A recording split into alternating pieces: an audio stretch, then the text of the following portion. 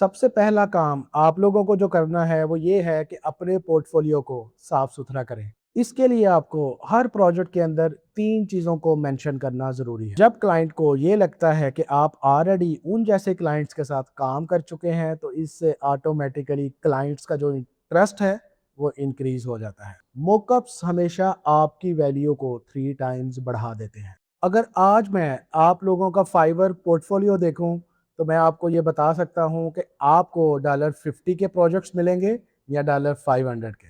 आज की इस वीडियो में मैं आपको 5 ऐसी प्रैक्टिकल चेंजेस बताऊंगा जो आप लोग अगर अपने पोर्टफोलियो में करें तो वो एक बहुत अच्छा इम्पैक्ट क्रिएट करेंगे आपके पोर्टफोलियो के अंदर। Step number 1, quality versus quantity. सबसे पहला काम आप लोगों को जो करना है वो ये है कि अपने पोर्टफोलियो को साफ सुथरा करें। कुछ फ्रीलांसर समझते हैं कि जितना ज्यादा पोर्टफोलियो होगा क्लाइंट उतना ज्यादा इंप्रेस होगा, जबकि ये एक गलत सोच है। जब क्लाइंट आपके 30 से 40 पोर्टफोलियो इमेजेस को देखता है तो वो सब के सब प्रोजेक्ट्स की डिटेल्स नहीं देख सकता। वो सिर्फ आपके पोर्टफोलियो को स्कैन करेगा, जिससे उसका ओवरऑल इंप्रेशन बनेगा। अगर उन 40 प्रोजेक्ट्स में से 10 प्रोजेक्ट्स आपके वीक हुए तो वो 10 प्रोजेक्ट्स आपकी ओवरऑल वैल्यू को डिक्रीज कर देंगे। इसीलिए अगर आप ग्राफिक डिजाइनर हैं तो आपको सिर्फ अपने 5 ब्रांडिंग या लोगो के पोर्टफोलियो को डिस्प्ले करना होगा। अगर आप वेब डिजाइनर या वेब डेवलपर हैं तो आपको 3 से 4 वेबसाइट्स को स्ट्रॉन्गेस्ट वे के अंदर दिखाना होगा। अगर आप वीडियो एडिटर हैं तो सिर्फ वो वाले एडिट्स दिखाएं जिसको देखकर क्लाइंट ये असेस करे कि ये बंदा वाकई एक प्रोफेशनल एडिटर है। अपने सब प्रोजेक्ट्स को देखकर खुद से ये पूछें कि अगर मेरा ये काम ना होता तो क्या मैं इस पोर्टफोलियो से इंप्रेस होता। अगर जवाब ना में हो तो उस प्रोजेक्ट को हटाकर उसकी जगह कोई बेहतर प्रोजेक्ट जो है वो डिस्प्ले करें। नंबर 2, आपको सिर्फ और सिर्फ डिजाइन नहीं दिखाना बल्कि आपको अपने डिजाइन का पूरा कॉन्टेक्स्ट समझाना होगा क्लाइंट को। अक्सर फ्रीलांसर्स अपने पोर्टफोलियो के अंदर सिर्फ इमेजेस को अपलोड कर देते हैं। क्लाइंट को लोगों की इमेजेस नजर आ जाती हैं, वेबसाइट्स की भी इमेजेस वो देख सकता है, वीडियोस भी वो देख सकता है, लेकिन क्लाइंट को ये समझ नहीं आ पाता कि आपने इसमें एक्चुअल क्या प्रॉब्लम थी जिसको आपने रिजॉल्व किया। इसीलिए अपने हर प्रोजेक्ट के साथ थोड़ा बहुत कॉन्टेक्स्ट जरूर ऐड करें। इसके लिए आपको हर प्रोजेक्ट के अंदर 3 चीजों को मेंशन करना जरूरी है: प्रोजेक्ट का प्रॉब्लम, आपकी अप्रोच और उसका रिजल्ट।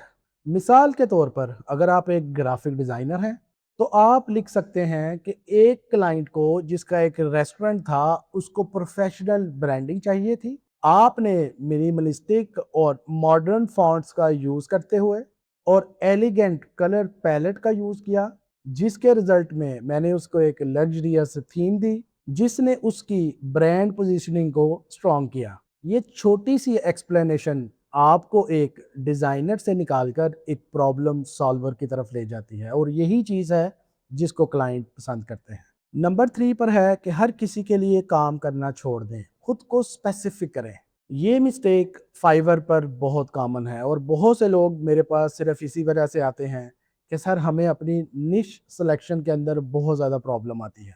उसकी वजह ही सिर्फ ये होती है कि वो बहुत सारी चीज़ों को एक साथ लेकर चल रहे होते हैं। फ्रीलांसर अपने पोर्टफोलियो में हर तरह का काम डाल देते हैं, रेस्टोरेंट ब्रांडिंग भी, जिम ब्रांडिंग भी, रियल एस्टेट ब्रांडिंग भी और फैशन ब्रांडिंग भी। उसे ये लगता है कि इससे क्लाइंट अट्रैक्ट होगा, जबकि रिजल्ट इसके अपोजिट होता है।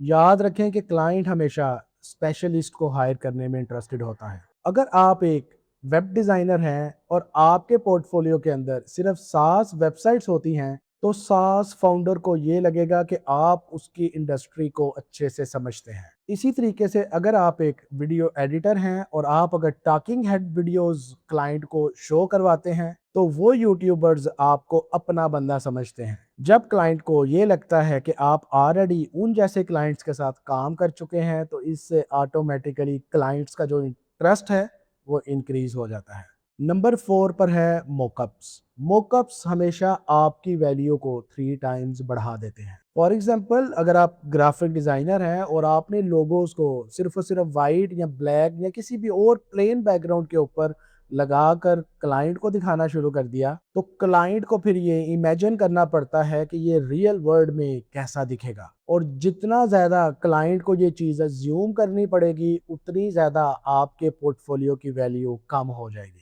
इसलिए आप हमेशा मॉकअप्स का इस्तेमाल करें। लोगोस को बिजनेस कार्ड्स के ऊपर दिखाना शुरू करें या किसी पैकेजिंग के ऊपर दिखाएं, किसी स्टोर साइन के ऊपर दिखा दें। अगर आप एक वेब डिज़ाइनर हैं तो आपको वेबसाइट जो है उसको डेस्कटॉप वर्जन और मोबाइल वर्जन दोनों पर दिखाएं कि ये कैसी दिखती है।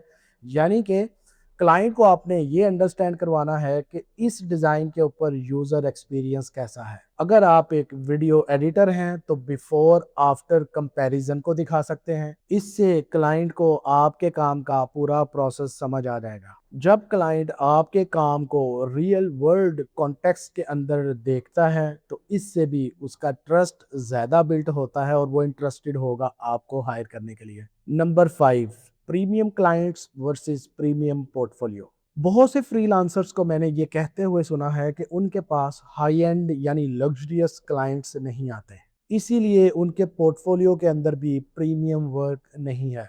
अगर आप लोगों के पास भी प्रीमियम पोर्टफोलियो मौजूद नहीं है तो आप कॉन्सेप्ट प्रोजेक्ट्स को बनाना शुरू करें। किसी भी इमेजिनरी लग्जरी फैशन ब्रांड के लिए उनकी ब्रांडिंग बनाना शुरू कर दें। अगर आप एक वेब डिज़ाइनर हैं तो किसी भी सास स्टार्टअप के लिए एक वेबसाइट क्रिएट कर लें।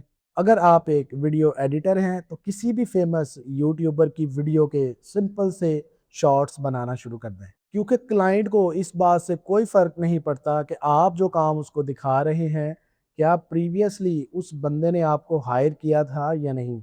वो सिर्फ़ और सिर्फ फ़ोकस करता है कि आपका जो डिज़ाइन है, क्या वो उस क्वालिटी या उस लेवल का है जिस लेवल का क्लाइंट को चाहिए। क्योंकि कभी-कभी आपको एक स्ट्रॉन्ग पोर्टफोलियो प्रोजेक्ट ही एक ऐसा बड़ा क्लाइंट दे देता है जो कि 20 एवरेज प्रोजेक्ट्स भी आपको उस तरह के क्लाइंट्स नहीं देते। एंड पर मैं यही कहूँगा कि अगर आप फाइवर पर या किसी भी दूसरे प्लेटफ़ॉर्म पे $50 से निकल के $500 के क्लाइंट्स को अट्रैक्ट करना चाहते हैं, तो आज ही अपने पोर्टफोलियोज़ को ओपन करें और ये 5 चीज़ें उनके अंदर इम्प्लीमेंट करें।